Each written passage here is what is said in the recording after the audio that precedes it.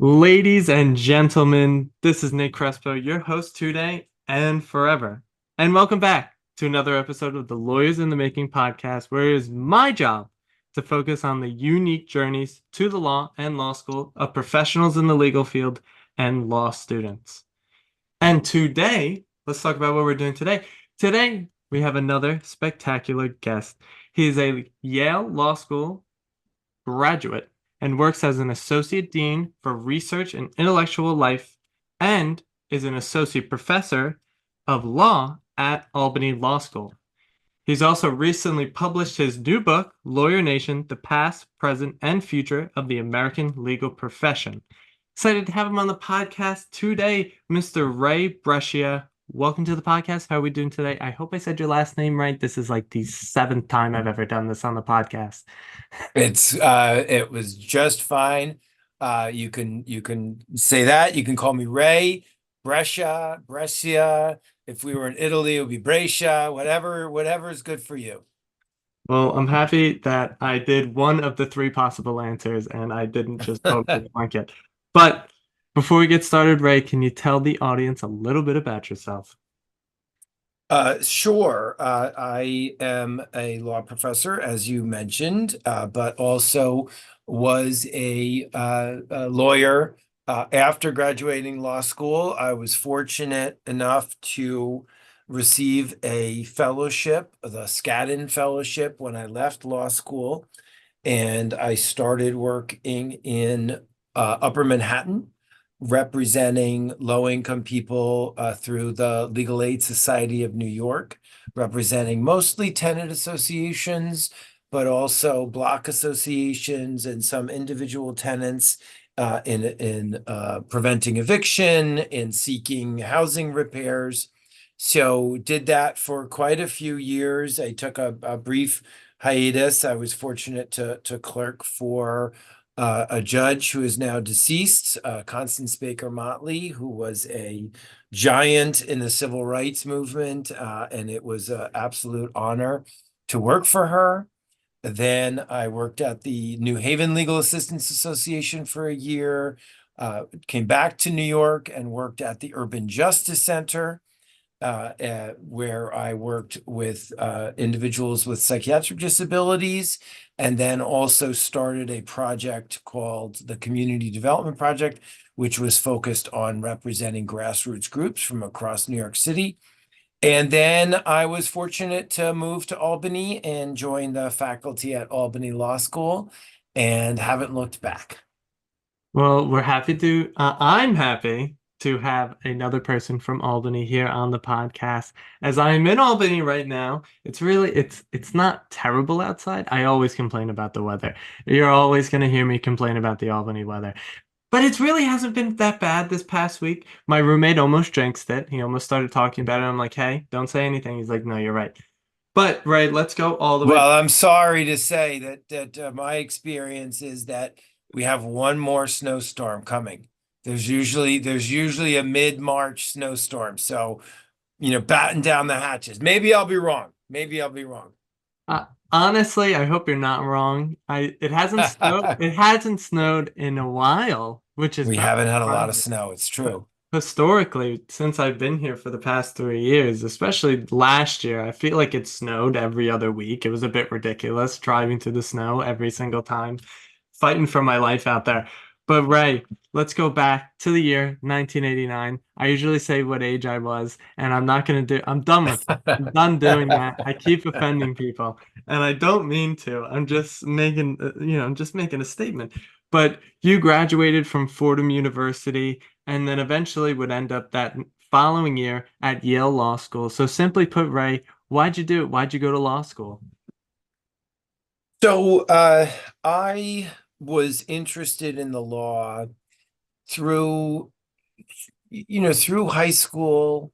By the time I got to college, I was pretty certain that I wanted to go to law school. I was very interested in politics and political science. I used to sort of rush downstairs on Sunday mornings when my dad would come home with the big fat New York Times, and it would the op-ed page. This was when there was no digital version. And I would read the op-ed page in the New York Times. I was always fascinated by, arguments and thinking about how to try to make the world a better place. And I, sort of everywhere I turned, there was law and lawyers. And so that really caught my attention. If I cared about politics and social change, that it seemed to me that my interests and my desire to, um, try to make a little mark in the world would be best served by becoming a lawyer. Now, lots of people do other things to try to make change in the world. I felt I was suited to being a lawyer.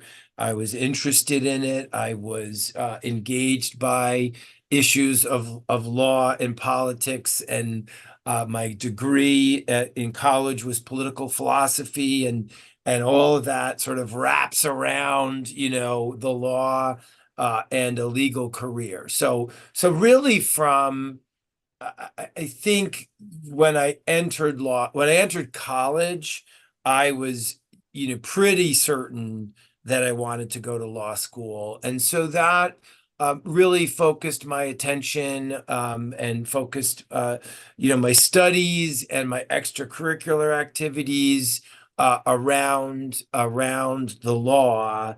And one of the sort of areas I got involved in was homelessness advocacy. So, working at a soup kitchen, working at shelters, those sorts of experiences in the Bronx in the mid 1980s really sort of galvanized my interest in housing law and advocacy on behalf of the homeless. So that was sort of sort of what drove me into the areas of law where I was most interested in by the time I got to law school. Yeah, I think that's very interesting just for the pure fact that everything that you were interested in as a kid, obviously running downstairs to read the New York Times op-ed, which not everyone does, but I wish I did, honestly. Just that fact that seemingly the passion for politics and homelessness, and obviously what you did at Fordham, giving back to the community, which is always a wonderful thing. I always try my best to do it as often as I can. But I think the fact that it was very much one straight line, you were passionate about one thing, and even throughout law school, and we'll find this out soon, but it seems like you stayed on the same straight path and what you were passionate about. And I think that's a wonderful point to make because for people out there who are passionate about certain things, and if they can find the law falls within that sort of passion, they should pursue it. They should go to law school. It's a wonderful opportunity to make that passion into a reality. But Ray, let's talk about the first year. People love it, people hate it. I love shocking people with this statement. I say people love it so much. It's like one of their favorite years of their life. So, how was I know. How was the first year of law school for yourself? I did really enjoy first year of law school. And it was a challenge. It was hard. It was quite a culture change for a lot of different reasons. But I did find it incredibly intellectually rewarding and challenging at the same time. And those two things are often intertwined. I had left, the Bronx to go to New Haven. And it was, a bit different, although there were many elements to New Haven that were very similar to the Bronx at the time. I think New Haven has improved economically over the last 30 years considerably, between the investments of the university, of Yale University, obviously of the mayor for I think 2 decades was John DeStefano, who was great and really transformed the city. If anyone who's familiar with New Haven over the time, it's changed a lot over the last 25 years or so. But back then it was, it was a small city struggling with urban poverty, and homelessness and lack of affordable housing. And so it felt familiar in a lot of ways, and I was able to jump right in. I was, incredibly fortunate to have got into Yale Law School. Probably, you talked earlier about enjoying doing the podcast when we were offline. The going, having the opportunity to go to Yale was truly remarkable. And one of the things about it that was so remarkable was that I could, as a first year law student, go to court and work in a clinic that was focused on homelessness. And so I was able to, work in a clinic, in a law school. Clinical program is where students get hands-on experience representing clients in, real settings under the supervision of faculty who are all great attorneys. Albany Law School's got a great clinical program. Yale's got a great clinical program.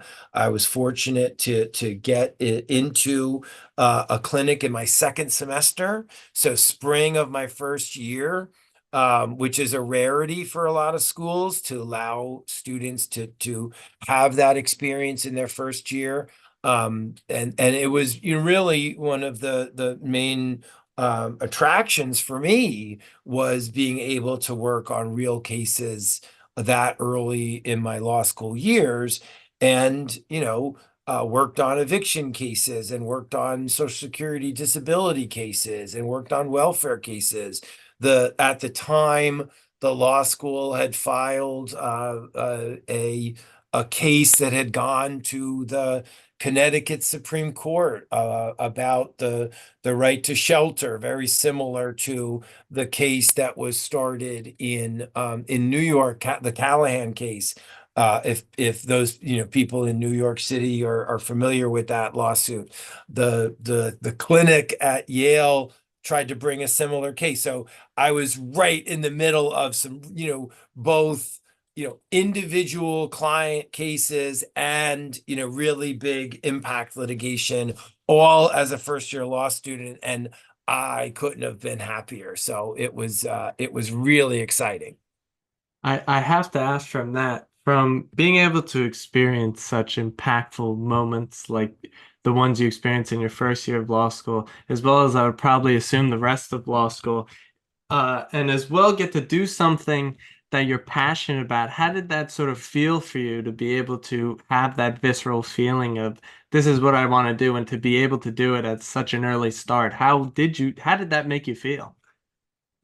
I mean, at times I couldn't believe it. And, I did have to sort of remind myself how fortunate I was to have that experience and to really grapple with the issues that I thought I would need to grapple with as a lawyer, and to get great guidance and supervision while doing so. I remember one of the first cases I ever worked on was a case where a tenant was seeking the return of a security deposit in small claims court. So she was suing her landlord seeking, I think, about $537 in her as her security deposit that she wanted to get back from her landlord, as she was entitled to get back from her landlord,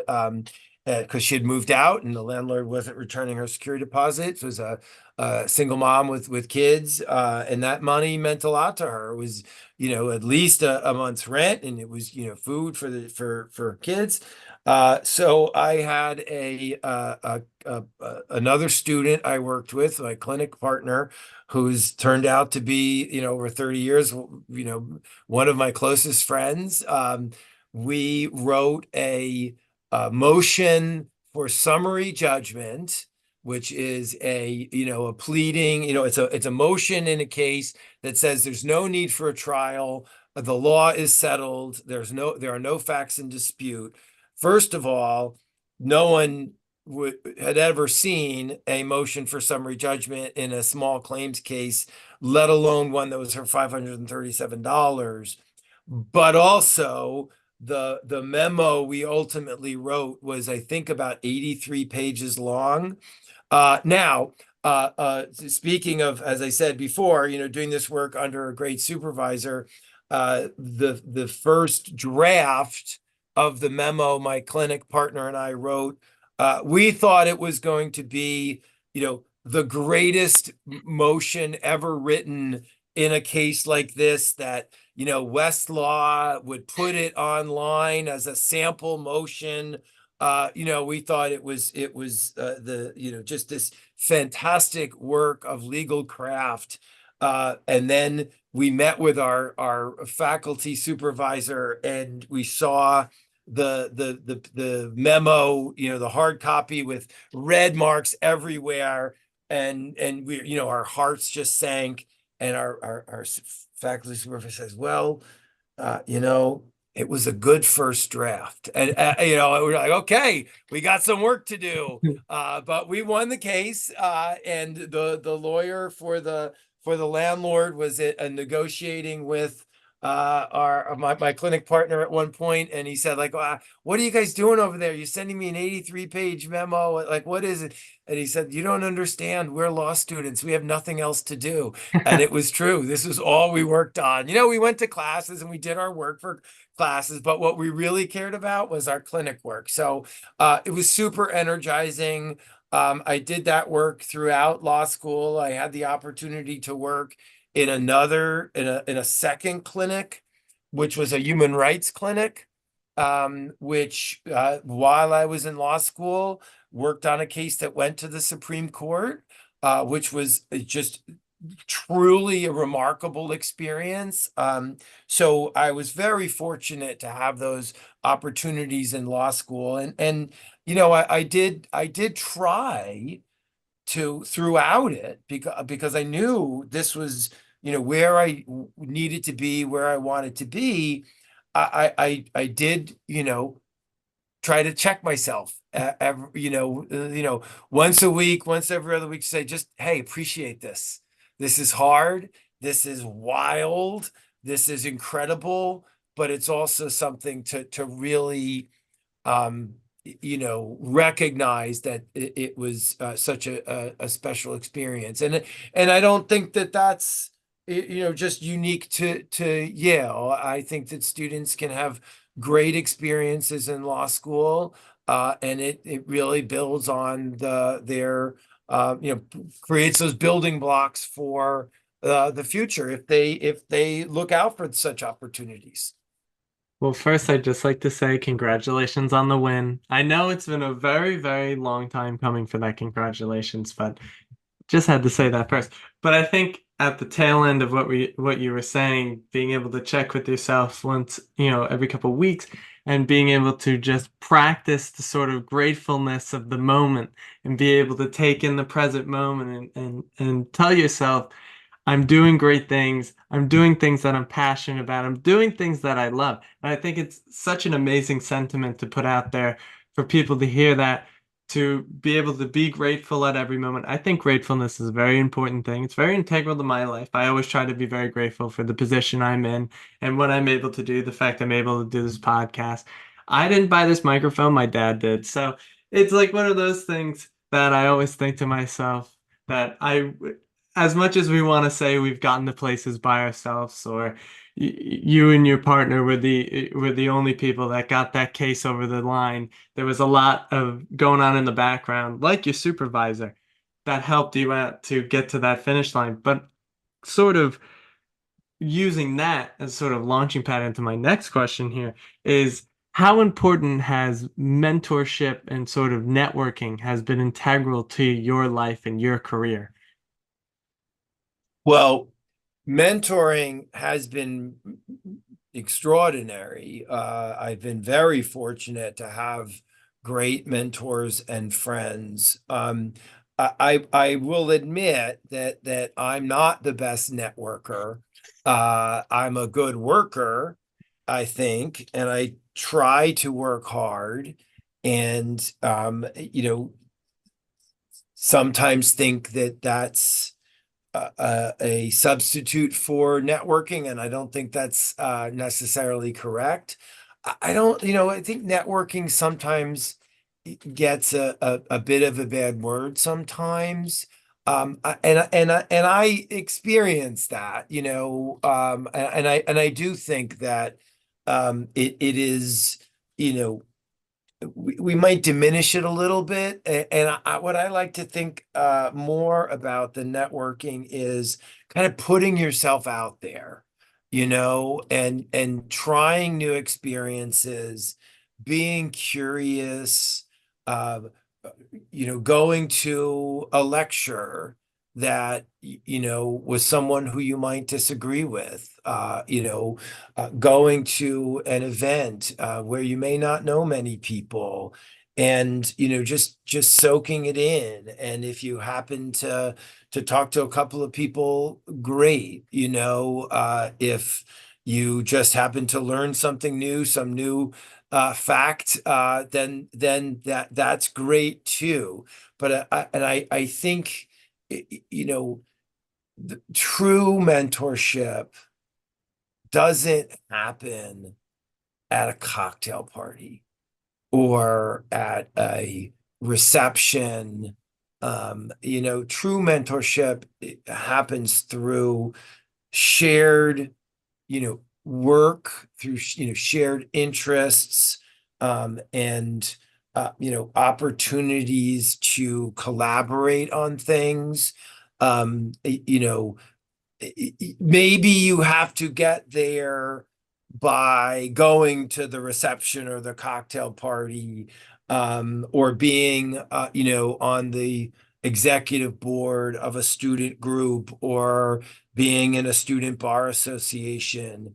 You know, maybe you need those things to get the invitation to collaborate on something, but there are so many opportunities for students, college students, for law students to volunteer on projects, and to be a part of something that's bigger than yourself, and by putting yourself out there in that way, you will find the people who care about the same things, that will recognize your willingness to work, and your willingness to learn.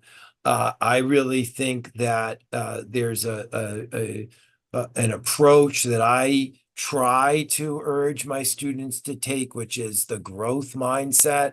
And you can read about that with, from Carol Dweck's writing. You're smiling. Your listeners can't see you smiling, but you're smiling. But I do think that that growth mindset of I'm going to try to learn. I'm going to look for opportunities to expand my skill set, and sometimes it's not gonna work out. Sometimes I may fall flat on my face, but I will learn for the next time. So I'll let you chime in about the growth mindset, because it looks like you have something to say about it. Well, first, I'd just like to say the book by Carol Dweck is literally right now sitting on my bedside. I was fortunate enough, I had the opportunity to speak with Darrell Champion, who was on the podcast a couple of episodes ago. and he had actually sent me the book, which was very, very nice of him. So thank you again, Darl, if you're listening. I'm very, very grateful for that because it is such an amazing book. But why was I smiling so wide when you brought up the growth mindset? Because this is about the 5.5 millionth time we've talked about the growth mindset on this podcast. It has become so integral, it is almost entrenched in what I speak about on this podcast. And it is just so important to have the growth mindset. And I think for myself, see, I started smiling as well because you're pulling the philosophy major within me is trying to get out right now. I'm holding it within, but so much of what I've Let it out, Nate. It's all good. so much of what I've ever read in especially philosophy books, I always go back to Aristotle. He talks about how important habit is and catharsis and being able to go through tough times and being able to get through the tough stuff in order to get to the great end, the pleasuring end, whatever it may be. And I just think the growth mindset is so integral. Can you talk about the growth mindset? How has it been integral in your own personal life? Well, I think that it's I don't I'm not always the best practitioner of it, and I think that the fixed mindset, I think our culture promotes that sense of never showing weakness, being afraid to take risks, and so I suffer from some of that, like I think everybody does, and I try not to let it control my decision making, and um it might inhibit my um taking some chances sometimes, but I try not to let it. And it's growth mindset's not about being risky, but it's about, putting yourself out there, trying new things, because it's through those efforts that you do in fact grow and become better. And so, I one of the things that I really take great pleasure in is my writing, and I experiment with different forms, with different types of writing, whether it's a 700 word op-ed piece or 130,000 word book, and pretty much everything in between, different, sometimes I might try something that's outside my comfort zone, and learn that, hey, maybe this isn't the right thing for me to be doing, or, hey, wow, I learned something by doing this. I almost never waste anything that I do. I try not to anyway, and try and make something of it. And learning that maybe it might not be the right fit for what its intended use was, what I thought was its intended use, but it might rear its head somewhere else. And the problem that I might set out to solve in when I start to write something, it may very well turn out to be very different. Joan Didion, the writer, said, she didn't know what she thought until she wrote about it. I take it a step further. I don't know what I think until I write it. Sometimes, I'm not sure how I feel about a problem that I'm trying to solve in my writing until I've, got it on the page. And I think Einstein said something, I'm gonna botch it, but no problem is ever solved on the plane of its first existence. And I take that, if again, I think I botched it, but I got it in the right ballpark. I take that as, you conceive of a problem, but the solutions to it don't really come until you work on it. And you can't sort of set out at the beginning and say, oh, this problem is going to be solved in a way that is paint by numbers, right? That I just, plug in the formula, the algorithm, and it's going to work. No, I will look back on a piece after I finish that first draft, and I'll say, wow, that's not what I thought this was going to be when I started. So I think that's kind of a manifestation, if you would, of the growth mindset. Or, if I'm teaching, I might, try something new in class, and sometimes it works, sometimes it doesn't. And if I stuck to, the well-worn paths, then I'm not going to get to sort of new ways of communicating information to my students. Or if I make a mistake in class, and it's pointed out to me, or I realize it myself, I will try to come clean and admit to the mistake. So I think that's healthy, and I like to model that for my students, because we are human, we are not perfect, and whatever path you take in life, you're gonna make mistakes, and the path you take might be a mistake for you, might not be right for you, um, and that's okay, and then you try to course correct, you try to own up to your mistakes and try to figure out how to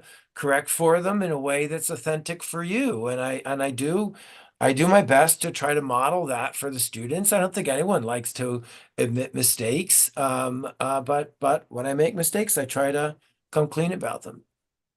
Yes, And I think that's another, sort of manifestation of the growth mindset, willing to admit mistakes and learn from them.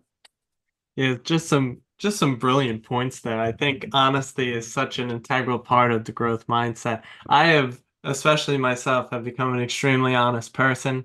I've been much more open, I think, in doing this podcast. Something I really gained is being able to talk about things that have happened in my life and being able to just be completely honest to people and to myself as well, which is probably more important than anything else, is to be able to be honest to yourself, be able to look at something and be like, hey, this might be crap, or hey, this is really good. Maybe I should do it. But I think going back to the Einstein quote, Well, I just think you're trying something new and interesting in doing this podcast. I mean, I think that's wonderful, and it's great.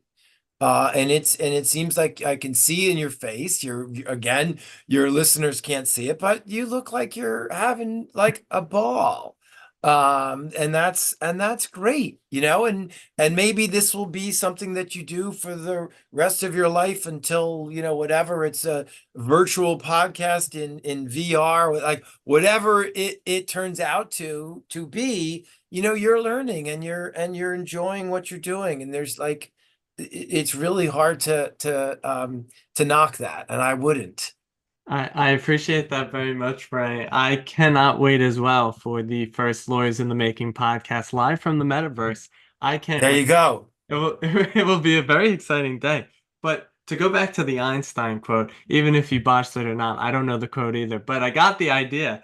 And it sort of brings me back to something that I've learned through other podcasts that I've listened to, specifically one about James Dyson, the creator of the Dyson vacuum. He talks about the way that I always forget his name. Thomas Edison. There we go. Thomas Edison, the way he invented things is that each and every time that he tried his invention, so for James Dyson, every time he tried the vacuum, he'd only change one little thing. And he said that he attempted each prototype. I think he made around 5,000 prototypes before actually coming to the conclusion that, okay, this is the vacuum. And it totally, that sort of sentiment just totally transfers to everything in life, that you won't really know until you try it. And you won't really know if it's good for you until you try it. So it just goes to the point, got to be able to take those risks, got to be able to put yourself out there, don't get rid of the noise. Don't worry about whatever other people are talking about. I had that problem when I was thinking about first starting. I was like, oh, what would people think? And it's like, who cares what people think? The only thing that matters is what you think, and what you're putting out there is what you love, and it's high quality, and you appreciate what you do. And that's a big thing for me. But let's go back. Let's talk about your career a little bit. You were a Skadden Fellow. Now, I want to go back to this because you also talked about the clerkship that you did, and you also talked about the Urban Justice Center, which is the second time that the Urban Justice Center has been mentioned on this podcast. All the way back, it's funny because I say all the way back, it was like 3 months ago, but Carl Berman on episode 4 worked at the Urban Justice Center for a decent amount of time. I don't have the exact dates on me right now, so it's not the first time I've heard that, but can you talk about your experiences there and talk about how impactful they were for yourself and your life going forward? So I started out as right out of law school, being very fortunate again to get the Skadden Fellowship, which was a remarkable opportunity to work at the Legal Aid Society. I did that for 4 years, the Legal Aid Society of New York.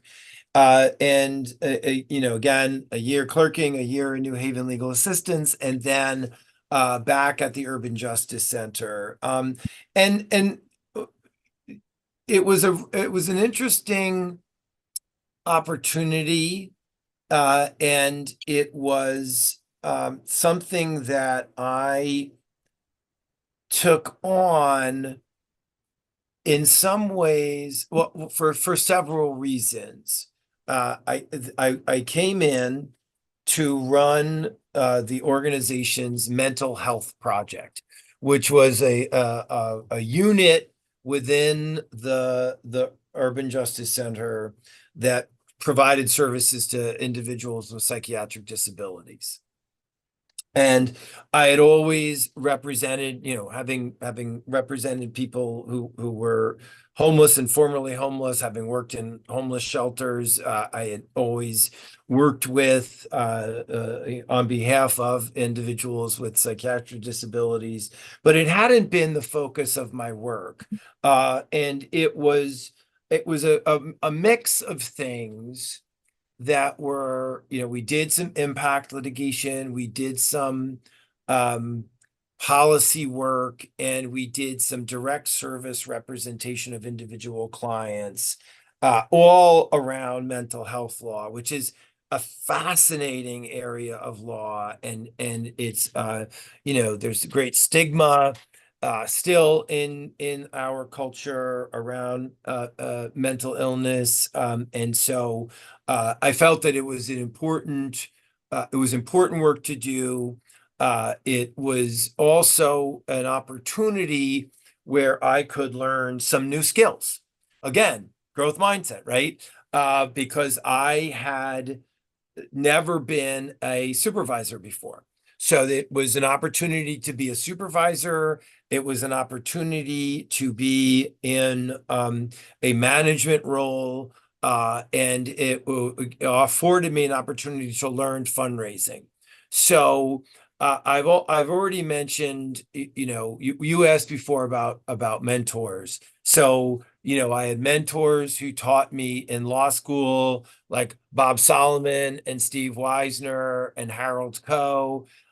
Then a mentor, someone who's been a mentor throughout my career, is Susan Plum, who runs the Skadden Fellowship or ran the Skadden Fellowship program when I received my fellowship. And then when I was at Legal Aid, the supervisors there, like Andrew Lehr, David Weinraub, then my judge, Constance Baker Motley, who I mentioned earlier. But then at the Urban Justice Center, I got to work closely with Doug Lasden, who is the founder and executive director of the Urban Justice Center. He had founded the Urban Justice Center as the Legal Action Center for the Homeless. I think it was in 1984. He's still the executive director, so he knows a little bit about executive directoring. And he, he really taught me a lot about fundraising and about, operating a project within the organization. And that was the style of the Urban Justice Center was and still is that it's a project-based organization where individual projects, serve different populations, do different work. They've got some great, programs that serve, sort of subpopulations in New York City, and where there's a lot of freedom for leadership, freedom for individual staff members, and I really liked that. I mean, I was very fortunate to be in places where and a lot of public interest organizations are like this, where as a lawyer, you have a lot of responsibility, even from a very early point in your career. But here, really, the sky was the limit. And I've been fortunate, since 1998, when I started working at the Urban Justice Center, whether it was working at the Urban Justice Center or now teaching, my mentality is sort of, I write my job description every day, that I take on new projects, I take on new challenges, and it really started there at the Urban Justice Center. And so, as people are thinking about careers, people are thinking about, where they want to be, and I tell my students this, and I would advise anybody, is that, there are a lot of things to think about and look for when thinking about a career, when thinking about a place to work. And, it can be, is it a large organization? Is it a small organization? Is it an organization with, smaller units within a larger organization? What's the degree of freedom that you have? Some people like that. I liked that. Some people don't. Some people want, to understand exactly what they're supposed to do every day because they want to be really good at it. And they want to make sure they're serving their clients well. And that's great, if that's how you want to be. So the Urban Justice Center was on the far end of the, let people, be who they want to be and do the work that they want to do, provided that they could find funding for it. And I was fortunate to walk into a project that had some funding, and then to increase the funding, and then to start a new project at the Urban Justice Center, the Community Development Project, where I went back to some of my roots of working with grassroots organizations. Yeah, there's just so much there. I think the most important point that I pulled out of that is the fact that you recognize your strengths, you recognize your preferences, and you chose the job based on those preferences. And I think that's a really important point to make because it's important, always important to play to your strengths, play to what you're good at. Even in deciding for law school, that's exactly what you did. You excelled at writing, you excelled at reading, you like doing it. So you're like, hey, why don't I go to school about it? And I think that's a wonderful thing. But let's talk about what you do now, which is actually 3 blocks away from me. I'm just around the corner. I pass Albany Law a lot. Not that I go to McDonald's a lot, but I pass by there sometimes. I always see it. I've been there for some events for the pre-law fraternity that I'm a part of. So I've been in there. I've seen it. It's a beautiful place. It really is a beautiful school, I have to say. It Uh, is. and it's Beautiful facility. right near the hospital. There's a lot going on. It's vibrant, and there's McDonald's on the road. So, so I'll have to you, admit, I've never been to that McDonald's. it's I've been 20. to the Panera and the Starbucks, but not the McDonald's. I've been to the Panera. I don't do Starbucks, but the McDonald's is 24 hours, so it's really like it's a real late night treat kind of thing. But you started in 2012, you were an associate professor of law. Then you went on to become an associate professor of law and the director of the Government Law Center. Then you went on to do the Honorable Harold R. Tyler Chair in Law and Technology, as well as being a professor of law still. And finally, as of 2023, you are an associate dean for research and intellectual life. So, how do you enjoy your job? How's the experience life? And Are you the type of person, would I want you to be my teacher? That's what I really want to know. Well, just a little slight correction. I started the law school in 2007. Ah, But most of what you said is true. If you're into the growth mindset, I think you would enjoy having me as a professor. If you're and it seems to me that you're someone who likes to try new things. And I do try to challenge my students to try new things. I give them a lot of independence. Some may feel a little too much independence sometimes. But I do try to give them the support they need. I teach classes that range from, first year federal civil procedure. So first year class on, first semester, understanding litigation process, the court system, to legal ethics, a mandatory course as an upper level student. Both of those are large format classes. Then I teach some seminar style classes that are smaller. They're project based. One focused on nonprofit law and access to justice, one focused on entrepreneurship. I've been running a field placement program for about a decade now, where students work. We call it the semester in practice program, where students work a full semester, full weeks worth of work throughout the semester, like a full-time job in a legal placement, and have, remarkable experiences. We've sent several students as White House fellows. We've had students work in the Department of Justice. We've had students work in the Army JAG, Judge Advocate General's office, Pfizer, prosecutor's office, public defender's offices, the state attorney general's office. So they get, really a remarkable experience to work in a full-time capacity during the school year. Usually for most law students across the country, they work, they get a summer internship, their first summer internship, their second summer, and they, if they're fortunate and they're so inclined, they might do a clinic for a semester or two. But at Albany Law, a big difference for our students is after first year, you're doing some kind of experiential work pretty much every semester, whether it's in the in-house clinics or at a field placement in the governor's office or in a legislator's office or in a lobbying firm or in the local legal aid office. You're doing that almost every semester, and some semesters more hours a week than others. If you're in the semester in practice program, it's a full, it's mostly full time. It also can be quite literally anywhere in the world. We've had people in Tunisia and The Hague and Brussels and in Scotland, in Edinburgh. So in London. So it's a program that, our students, I think, really enjoy and get a lot out of.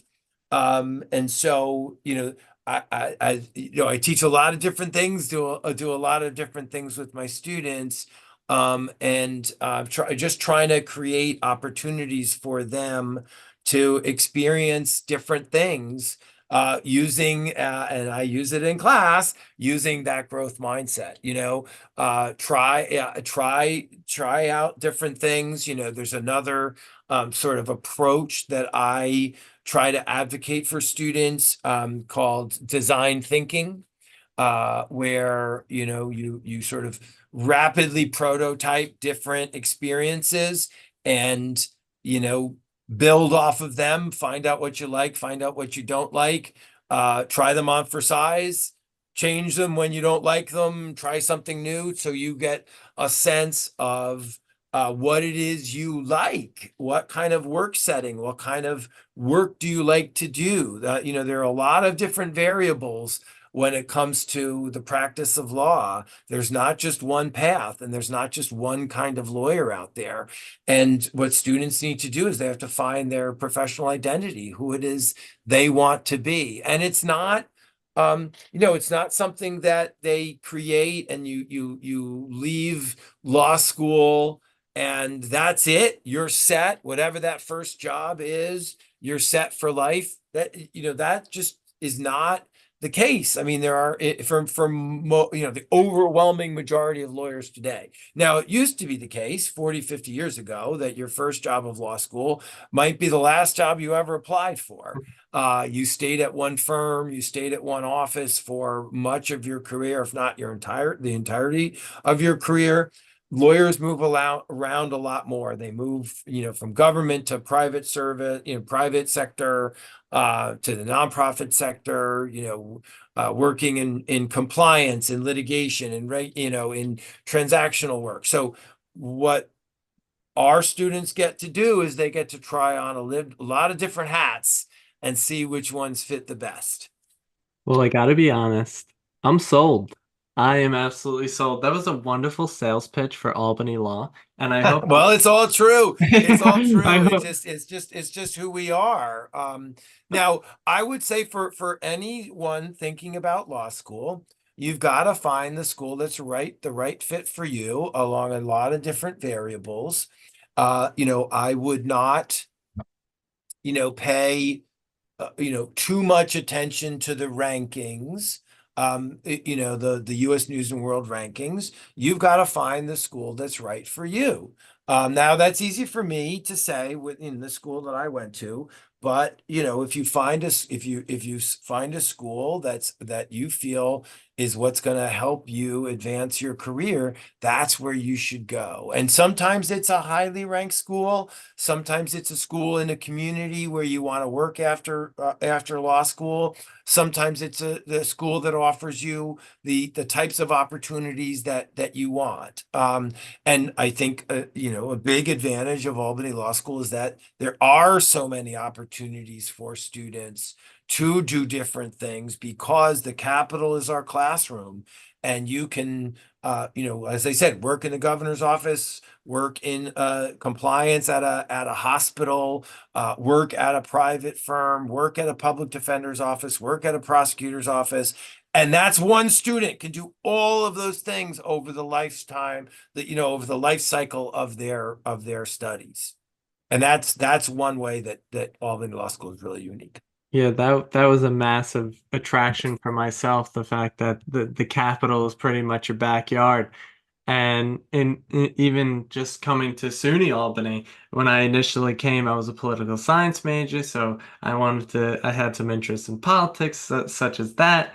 Those interests have now withered away a bit, but I'd say before coming, it was like, oh, I'll be in the Capitol, the mayor's mansion is there, the attorney general, all the House, the Senate. I'm like, oh, this is a wonderful thing. So it was such a big draw. But to hear that Albany Law has all those opportunities and they can take advantage of the Capitol in their backyard is a wonderful thing.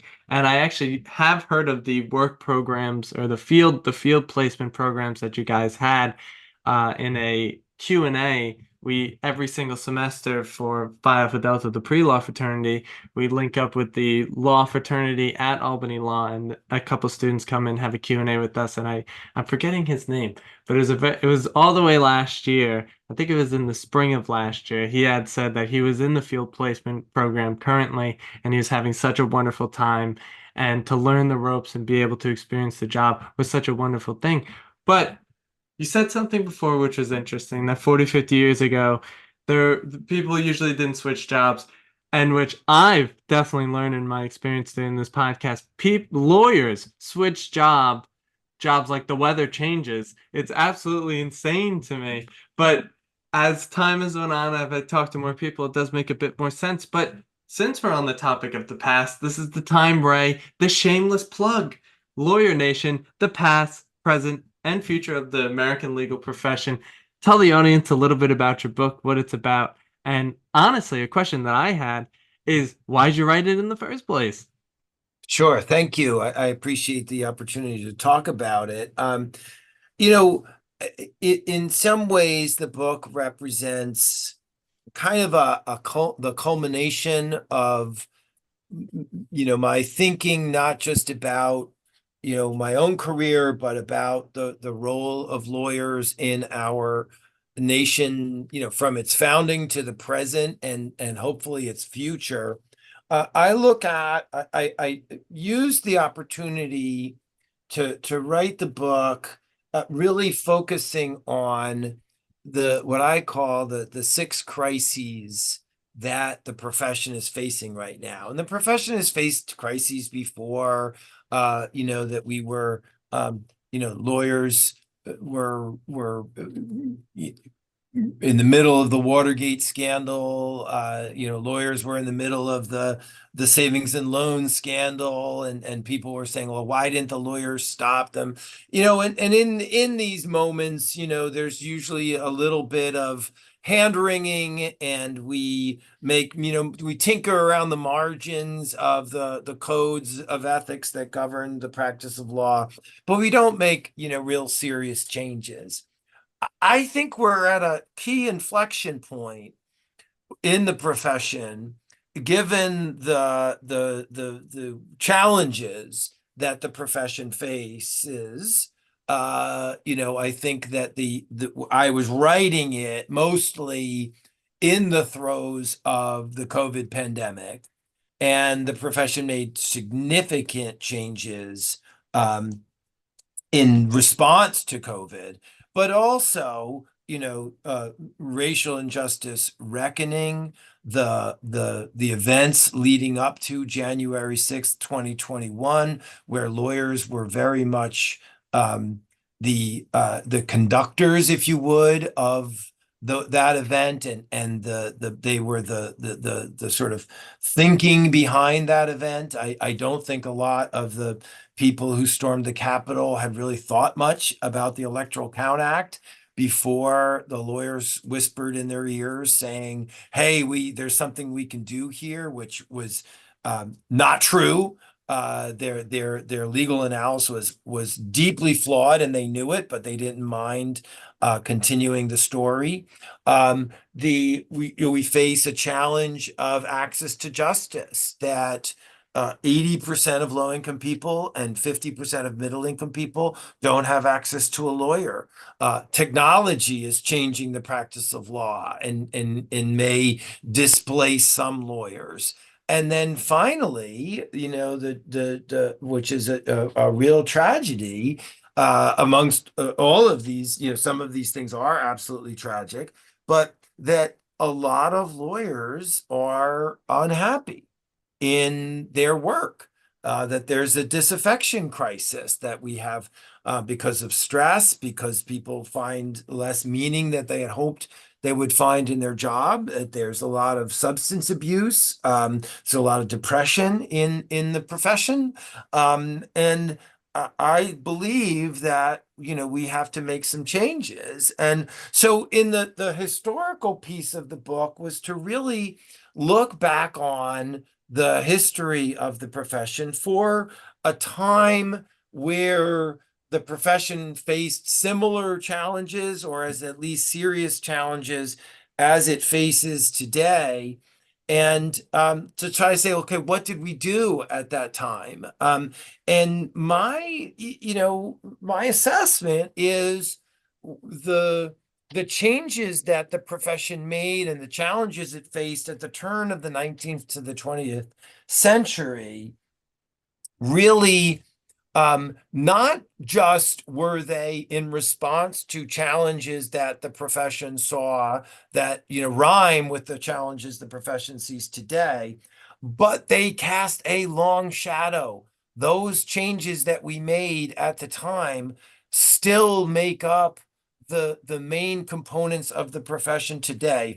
If I were to ask you, what do you think are the key institutions of the profession? What makes up the American legal profession? You would say, well, there are bar associations, there are bar exams, there are law schools, there are law firms, there's, a code of ethics. There's like legal aid lawyers, like those are, law firms, legal aid lawyers, bar exams, bar associations, like these are like what we think of when we think of the American legal profession. You know what? We invented them at the end of the 19th century, right? So there may have been, small law firms at the time, one or two lawyers working together in a loose affiliation, a lot of solo practitioners. There were very few bar associations. The American Bar Association was created in 1878 in Saratoga Springs by the wealthy lawyers who summered there to benefit from the cool weather and the track and the springs. The bar exams didn't exist for the most part until the early 20th century. Law schools were very small, very different than they are today. So we created all these institutions at the turn of the 19th to the 20th century in response to threats to the profession as perceived by elites of the bar. I think that we can change them again, that they are creatures of the profession, and thus we can change them. And a profession that is seen as very sort of small c conservative and slow to change. Look at what happened. I mean, Facebook reminded me that on March 7th, 2020, I attended my last sort of public event, which was an opera at the Metropolitan Opera in New York City. 5,000 people, close quarters. There was even a little sight gag in the performance of someone using antiseptic hand gel. I look back at that like, what were we thinking? But and the profession, and I go into this in some depth in the book, the legal profession changed virtually overnight. If someone had asked law firm partners and judges and the heads of nonprofits in January of 2020, hey, could you go virtual with court hearings and with your practice, and would you meet clients over this thing called Zoom? And people said, no, never. We could never do that. We're about being in person. We are about, seeing the whites of the eyes of our adversary. We need to have, trials in everything done in courts in person. Well, we changed that, literally overnight. And I think that we can make other changes like that. Now, there were elements, and there still are elements of remote work that are great. Some of them that are not so great. I go into the pros and cons of some of this in the book. But I think for the most part, the profession has become a little more forgiving around being in person, around having more flexible schedules. When I worked for the judge, she was old school. And my co-clerk and I used to try to figure out how we could, negotiate to get a couple of hours to be at home when the cable guy had to come, when you had cable. And that was, a very difficult thing for our judge to understand. You worked from 9 to 6:30. That was it. If you were there more than that, there was something wrong. If you were there less than that, there was something wrong. And obviously, a lot of law offices work many more hours than that to this day. But I think that the fact that the profession was able to turn on a dime and make changes, some of which are still in place in a lot of ways, that are good for lawyers, that are good for clients, that are good for courts. And I think we should institutionalize those a little more. and make the practice of law a little more humane, a little more accessible, and maybe a little more affordable as a result. Well, like they say, only time will tell. But Yes. I have to say, before I go any further, just to tell the audience, but Ray was nice enough to send me a copy of his book a month or two ago. So I got to read a significant portion of the book. It is a very wonderful book, very informative book. Thank you. It will be in the show notes underneath this podcast. So it will be available for everyone to be able to see and go get from Amazon or wherever they get their books. Wherever you get your books. Absolutely. Wherever they Thank get their you. books. But speaking of books, other than your book, new segment on the podcast is the third episode of this segment. What are maybe I don't want to limit you, actually. I wouldn't want to limit you. What are some book recommendations you have? Doesn't have to do with the law, but just some books that have made a significant impact on your life. Oh, on my life in general, well, I've probably read Lord of the Rings more times than I can remember. But I don't know that they've made a significant impact on my life. I think, more recently, I read David no, it's not David Copperfield. It's Demon Copperhead. I love Barbara Kingsolver. And her new book, Demon Copperhead, is really wonderful. And it really helps people to sort of understand some of the plight of working poor people in a way that's really beautiful and poignant. And there's significant element of it is the opioid crisis.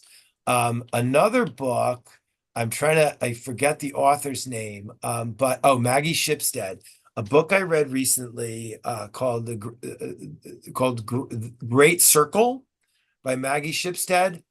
Really, really beautiful book. I really enjoyed that. I thought that the Overstory is another really, really beautiful book, a novel. I went for a while, Richard Powers, The Overstory. It was funny when I was practicing law in earnest and um, in court virtually every day, and I needed an escape, and even if it was just on the subway or for a few minutes before I fell asleep, and I had a series of books that I was reading. They were all popular. This is sort of mid-90s or so. They're all popular at the time. Midnight in the Garden of Good and Evil, The Shipping News. There was a Snow Falling on Cedars. The sort of super popular movies, books that then, within a few years were all made into movies, some more successful than others. But if you know those books, and if you think about what I was trying to escape from, I was trying to escape from like court. If you know those books, every one of them has a trial in them. And so I get about, a third or halfway into the book, and all of a sudden I'm like, oh no, another book with a trial as a critical plot device. Like, oh no, I can't get away from it. And so because of that, I do enjoy, reading fiction. I also read nonfiction. I would, if people are interested in law and politics, I think The Power Broker about Robert Moses is just, I mean, it's super long, but it's if you care about New York, if you care about politics, if you care about how the sausage is made, and it's not always pretty, it's rarely pretty. Um, it's truly a remarkable book. And I certainly recommend it to a lot of people. I really enjoy some of the recent books. Asimoglu and Robinson's Why Nations Fail is, I think, essential reading at this moment. How Democracies Die, another book that's essential reading at this moment. So those are some book recommendations. I also I don't just read. I'm a huge Yankee fan, so that keeps me going. And now that we're in spring training, I can read article or two every morning to see, check up on the latest prospect and the latest person coming back from injury. So I do try to have my diversions. My spouse and I also do enjoy watching television. TV, we watch like one TV show a night. We don't binge. But I was we both resisted. I'm not sure why, but we both resisted watching Ted Lasso, and we're watching it now, and it is spectacular. I absolutely love it. It's so much fun. So you got to have diversions. It can't all be, as what do they say in The Shining? All work and no play makes Johnny a dull boy. I think you got to have your fun. You got to have your diversions. And right now, I'm thoroughly loving at this moment, thoroughly loving Ted Lasso. I have watched Ted Lasso myself. It is an absolutely wonderful show. I'm a big soccer fan, so I resonate a lot with it. The characters are really like soccer players, I will tell you that. Also, a Yankees fan myself, not as closely following it as you are, but I know we have Juan Soto, and apparently he's pretty good from what I He's pretty good. No, I'm from very excited. It's they're a little old, they're a little creaky. They got to stay healthy, but if they do, they've got a good shot this year. No, I'm a big Yankee fan. I've been so since I was about 4 years old. I inherited it from my dad, so it's a lifelong passion. Same with myself, inherited from my father. He still watches all the games. My grandfather watches all the games still. And now that my brother lives with my grandfather, so now they watch all the games together. So Fantastic. we got so much Yankees going on, but we have a second to last question here. You're teaching, you were writing books, writing a book formally, but what is an ideal Friday night or Sunday morning look for Ray? I'll take the Sunday morning. I try to Sunday morning is a good morning for me to go for a run. So I try to do that if the weather's right. Uh, I am the proud owner of two titanium hips. I had two hip replacements, not at the same time, over the course of the last 3 or 4 years. And I'm back to running. And if you saw me, you wouldn't say I was running. You would say I was kind of jogging very slowly. But I that an ideal Sunday morning is getting up and sort of maybe sleeping in a little bit, checking out the op-ed page. That's something that I've done all my life on Sunday mornings. And then maybe catching a run, and then my spouse and I, trying to do something together. We're empty nesters now, so we try to have adventures. So that's a good day. That's a good day. I mean, it sounds like a very good day. My parents are almost empty nesters. My brother's still hanging around just a little bit. He's on his way out though. So they themselves do very similar things. Always going on the runs. They love kickboxing. So I love to hear that kind of stuff. But final question here, Ray. What are your words of wisdom for the aspiring law students, the current law students, and even the current legal professionals out there in the world? I think that we need to get back to our roots and understand, and I try to talk about this in the book, that, from Alexander Hamilton to Jack Smith, where however you feel about them politically, you know the nation, has been shaped for good and for ill by lawyers from its very founding. We are a part of the story, and we can help to continue to write the American story, or we can be the ones who help to close the book. And I hope that that is not what we do, but by um, undermining civil rights and voting rights, and undermining democracy, lawyers are, paving the way for the end of the American experience as we know it, by seeking to undermine democracy and the peaceful transition of power, as lawyers did try to do in December 2020 and January 2021. And we have to get back to our roots of protecting democracy, protecting individual liberty,